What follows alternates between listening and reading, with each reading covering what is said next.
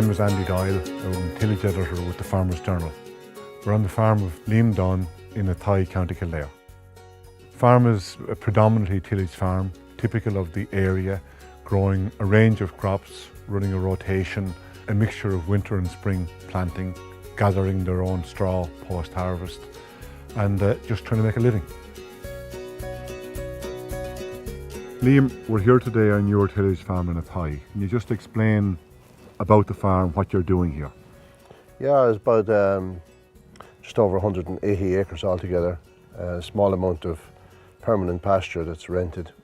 All tillage except a bit of grass. I don't keep any animals. It's mostly winter cereals, predominantly winter wheat, a bit of oats, including black oats. I'll also grow a small bit of barley too.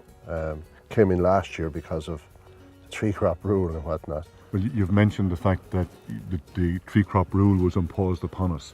The whole greening element of the CAP is something that was introduced in the current round of the CAP. Would you explain just what greening is from your perspective? It means that your mixture of crops now becomes important. Before this, you would just simply decide what you were putting in what field, but now you have to be aware that there are certain percentages of different crops. You have to have at least 3 crops. A winter crop and a spring crop are considered to be 2 different crops.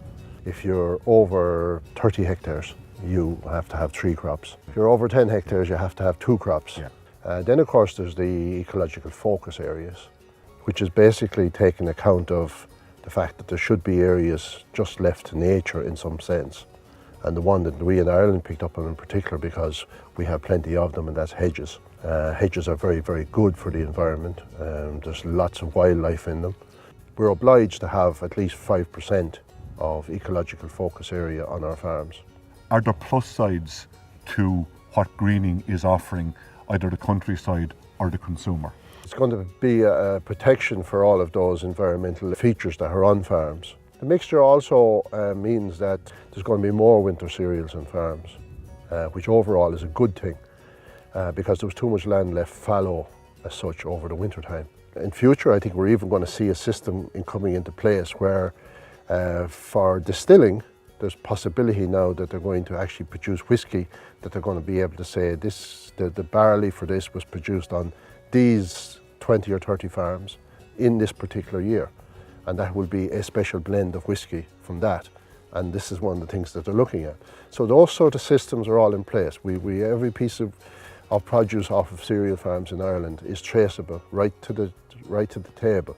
This is all part of the sustainability debate, and it is something that any thinking farmer, particularly any thinking family farmer, has to be involved and engaged in.